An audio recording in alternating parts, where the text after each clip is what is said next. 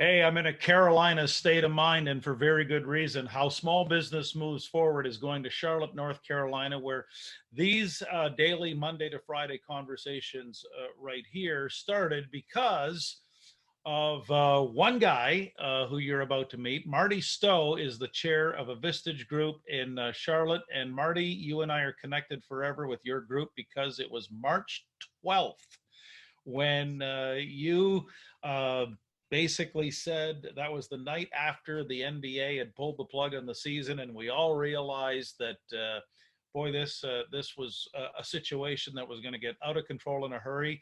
And I think that's a good place to start, Marty. Can you take us back to the morning of how you were thinking as a Vistage chair? You've got all these members, these CEOs who are responsible for companies, and you intuitively knew they had to talk about it that day.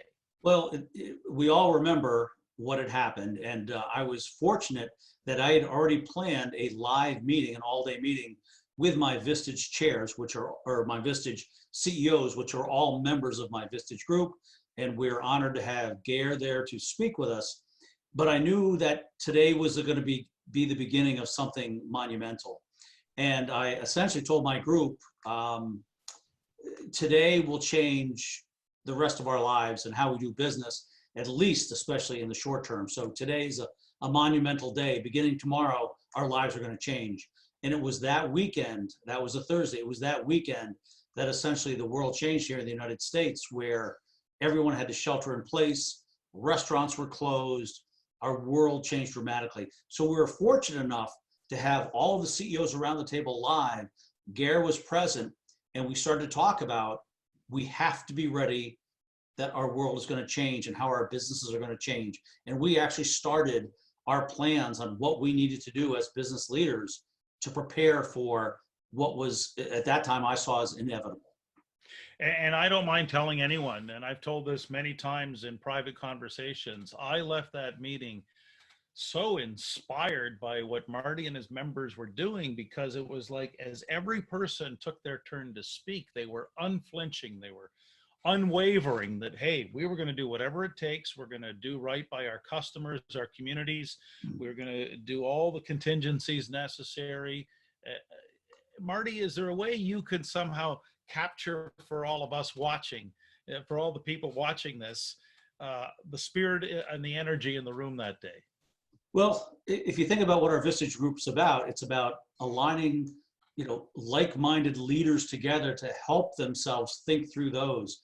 And this is a period, people don't want to be going through this as a leader all alone. So we rallied, and leaders lead. And we talked about those things that we had to do with our companies, those difficult decisions we were most likely going to have to be making regarding employees, regarding clients, regarding our own finances for those companies. So it was really a rallying cry.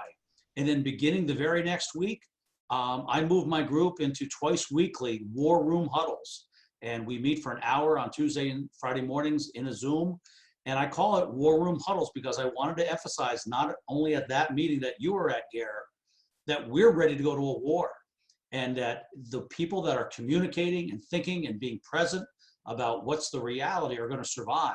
So, and I picked the war room huddles because it kind of reminded me of almost like a Winston Churchill-esque type of bunker mentality, that we will survive, but we have to confront the brutal reality that we are not going to escape this unscathed. The smartest people are going to rally together, share best practices, help each other out. And that was the kickoff of essentially announcing, we're going into war and we're going to be battle ready. And that's and Marty, thank goodness you did, because I don't mind telling anyone, I left that day, March 12th, and I had a flight later that afternoon to get back to Canada. But I couldn't stop thinking about the absolute resolve that was that I saw and experienced from you and your members. And 2 or 3 days later, I got the idea, look, the media is going to just pound us with so much bad news, and news that needs to get reported. I get it. But the business world, the wheels of commerce, can't really turn on bad news. We need hope, we need faith, we need inspiration. And so I'd love to hear some of the stories, Marty, already that you've already witnessed out of those war room huddles of how things are starting to come together. Well, for example, on today's huddle, we had one segment where I asked the CEOs, what is the number one thing that you have learned over the last month now that our world has come upside down? And one of the biggest common denominators that was fascinating is that they had said that they realized that they no longer had to do business the way they had done before. They have new ways of conducting business. They have new ways of dealing with their clients. Had it not been for this crisis, they would not have dug deep into looking at their organization and saying, how can I take my company and now go to version 2.0? Crises breeds creativity. And my members are now reinventing their companies that are going to be for the duration, for the long term. Had they not done it, they would have run the same company the same old way, and maybe a crisis would have knocked them out. In this case, we're banding together, sharing best practices. They are reinventing their companies now. And ironically, many of them are booming because they've reinvented their companies, and this forced them to get creative and to think really hard about, how do I make my company, one for the ages, one that will be a legacy. And this crisis, even though it was bad, not all things are negative from a crisis. Well, and that day I got to meet so many of your members. There was Chris, there was Austin, there Charlie, of course, right, who came in from a red eye and plunked himself down, and so many great folks. What would be one story? Just I'd like to hear a specific story of where someone, you don't have to disclose confidentiality if you don't want to, but just an example, like people, other business owners and leaders are watching these videos all over YouTube and Facebook and LinkedIn, Marty. They're dying to know, what are some examples? Here's one story. I'm very proud of one of our CEOs, Yeah. Austin Chen, of the CEO of 3i Products. And what they do is they make outdoor cushioning that we all buy for our outdoor patio furniture, sold predominantly through Home Depot and Lowe's and other home stores like that. Well, in this crisis, they've slowed down orders. People are not going to their stores. So he said, people are at home on their laptops. What can I do? My company never before was branded for what they do. They were just a cushion manufacturer. 2 weeks ago, he opened up his products on Amazon. Within 1 week, he was getting over 1,000 orders per week. This is only week 2. So he completely said, what can I do to change? Because my business is slowing down because of these big box stores slowing down their orders. He got creative. He reached out. He's on Amazon now. He's booming, absolutely booming.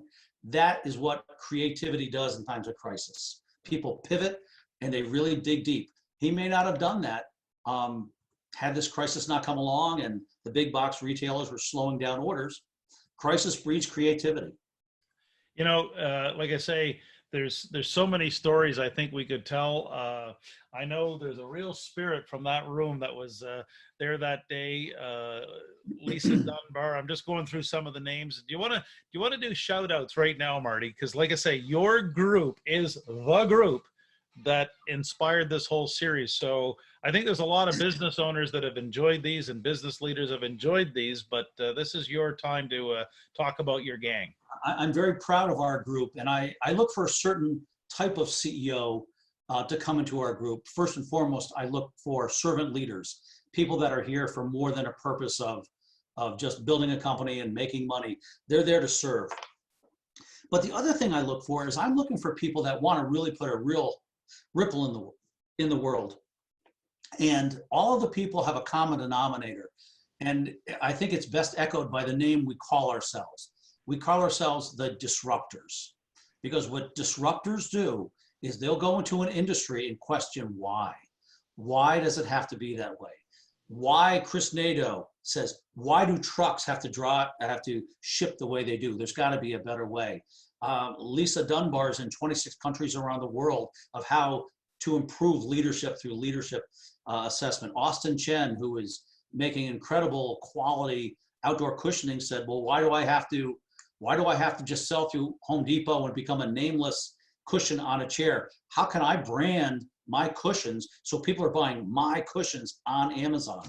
So I could go on and on about the incredible stories that our people are doing, but they all have a common denominator. They're all servant leaders. They're there to serve others and other members of our Vistage Group, and they're all disruptors. They're all challenging the current paradigm that the industry that they're in is ready to be shaken up, and they're the ones that are going to find that new wrinkle. I know we can't compare ourselves to Steve Jobs, but that is a person that is the #1 disruptor. He challenged everything. He always asked why. Why do computers have to be like this? Why does music have to be played like this? And in our own small little way, we're trying to put little ripples in the world through our team. And that's why we call ourselves the disruptors. Well, you know, Marty, you and I could talk for a long time on this topic, but I can't wrap this up without acknowledging that you're always going to be #1 in my books. And the funny story that we have, there was a night where we were at dinner, just so everyone knows, full disclosure, you can even look it up on Facebook.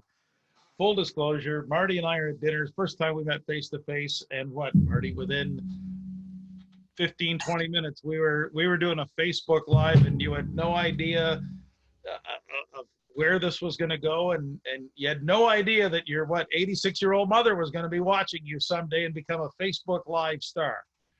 I had no idea what I was getting myself into. I use the term ambushed by Gare Maxwell. Yep. And I have to admit, it was one of the most fun times I've ever had. And you and I just riffed. I had no idea what you're going to ask me. I had no idea what I was going to say. Well, it's kind of like now. What's that? I said it's just like now. Yeah. I mean, all of a sudden you said, hey, by the way, Marty, in 5 seconds, I'm going to hit the record button. I'm like, what? And here we are. But this is the way business is now. What we've learned from this crisis is that the way we did things before, that's not the way it's going to be for the future. It's going to be more spontaneous, more video-like, and kind of in the moment. So I thank you for bringing this concept to the world, Gare. Well, and I think, and right back at you, Marty, because I think that whole episode of you going Facebook Live, and doing what you did, and then doing what you did at the Vistage meeting, March 12th in Charlotte, North Carolina, like you guys are jumping in, and you just jump in with these war room huddles. And I think that's the spirit we're trying to share here with these conversations is right now is the time. It's not the time to be holding back. It's the time to be jumping in with both feet. Any final words, Marty, for people watching, and some of the something they can take heart in going forward? Well, I would just leave them with this, and this is something I left to think about with my CEO members today, is that, we did kind of a tactical retreat. We all did. I mean, we all hunkered down, we all sheltered in place, we all tried to get loans through the SBA. Well, that's over. Now we need to start thinking about, what's your company version 2.0 going to look like? So I pivoted my group today saying, okay, we did our tactical retreat. Now we're going to talk about emerging, and we are going to emerge. Might be a couple months, but we're going to emerge stronger, leaner, more optimized. So beginning today, we pivoted our team to start talking about the rebuilding of their companies with innovation, with creativity. And we talked about what their company is going to look like when they emerge. And that's what I would just offer out to all of the companies that are listening today, and leaders, is it's time now to pivot and start to think about, what does your company look like when you emerge from this crisis?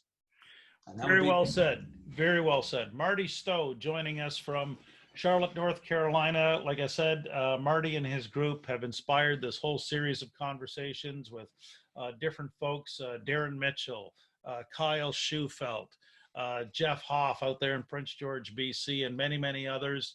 And somehow, some way, we got to keep these spirits alive. We got to keep, business now more than ever needs, I think, a spirit of practical optimism to be able to move forward. And that is how, with help from guys like Marty, is how we lead together in these unpredictable times. Thank you, Gare.